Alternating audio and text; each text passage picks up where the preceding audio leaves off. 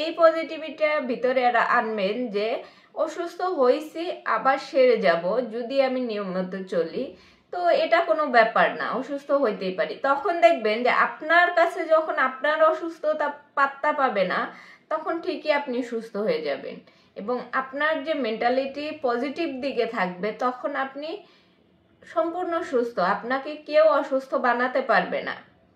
ঠিক সেরকম যে আপনি যখন চিন্তা করেন, যে নেগেটিভ চিন্তা বেশি করেন, যে আমার দ্বারা এটা হয় না, আমি এটা করতে পারি না, বা অহেতুক চিন্তা, অনেক সময় দেখা যায় যে আমরা মানে কোনো কিছু না এমনিতে অহেতুক চিন্তা করি, কিন্তু এই অহেতুক চিন্তাগুলা যদি আমরা মনে করি যে এগুলো আসবেই, চিন্তা সবসময় মাথার, মানুষ বলতেই চিন্তা, মানুষ বলতেই টেনশন থাকবে।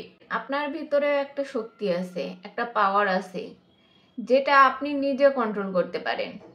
আপনি যদি নিজেকে মনে করেন যে আমি জিরো, তাহলে আপনি জিরোই থেকে যাবেন। আর আপনি যদি মনে করেন না আমার ভিতরেও কিছু আছে এবং আমিও কিছু করে দেখাতে পারবো এবং দেখাতে পারি, তাহলে আপনার ভিতরের যে পাওয়ারটা সেটা বেরিয়ে আসবে। আপনি যদি নিজেকে ছোট করে দেখেন, নিজেকে যদি মনে করেন যে আমার দ্বারা কিছু হবে না বা আমি কিছু পারবো না, তাহলে আপনি সেরকমই থেকে যাবেন। আসলেই আপনার দ্বারা কিছু হবে না, কারণ আপনি নিজে নিজেকে বিশ্বাস করাইতেছেন যে আপনি কিছু পারবেন না, আপনার দ্বারা কিছু হবে না। আপনি যেখানে যান, যে কাজে করেন, কিচ্ছু হয় না, এই জন্য আপনার কিচ্ছু হয় না। আর আপনি যদি নিজেকে নিজে বিলিভ করাতে পারেন যে হ্যাঁ আমিও কিছু একটা করব এবং করে দেখাবো, আমিও কিছু একটা পারবো করে দেখাতে, তাহলে অবশ্যই আপনি পারবেন।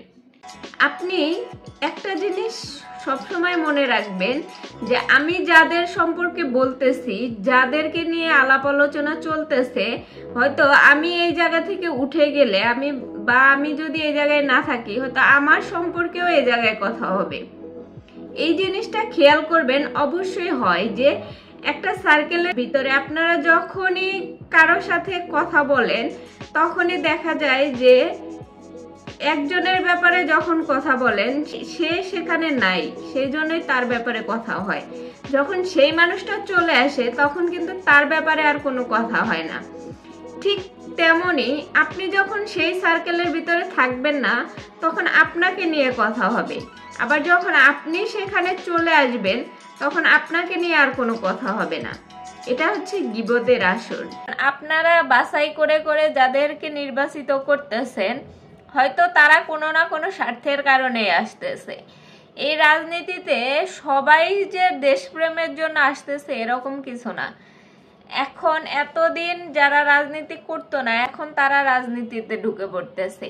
এই যে হঠাৎ পরিবর্তন, এটা কিন্তু সমাজের জন্য, দেশের জন্য খুবই গুরুত্বপূর্ণ একটা প্রভাব ফেলবে। আর বাংলাদেশে যেগুলা রাজনৈতিক দল আছে, রাজনীতি মানেই নিজের স্বার্থ, স্বার্থ ছাড়া কেউ রাজনীতিতে যায় না। রাজনীতিতে গেলে একটা না একটা স্বার্থর জন্যই যায়। আপনারা শুধু যে দেশ সংস্কার করবেন, দেশের জন্য ভাবতেছেন, এটা আমরাও জানি, কিন্তু আপনারা যাদের নিতেছেন তারা কি দেশের জন্য করবে, কতটুকু করবে, সেটাও চিন্তা করার বিষয়। ঘরের জিনিস ভাল লাগে না, বাইরের জিনিস খুবই ভাল লাগে।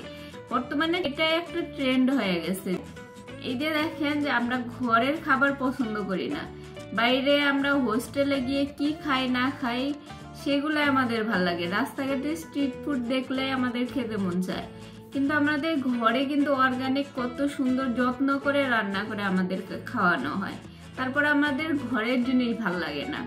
ঠিক তেমনি আমাদের ঘরের বউ ভাল লাগে না, আমাদের বাইরের জিনিসটা সবসময় আকর্ষণীয় লাগে।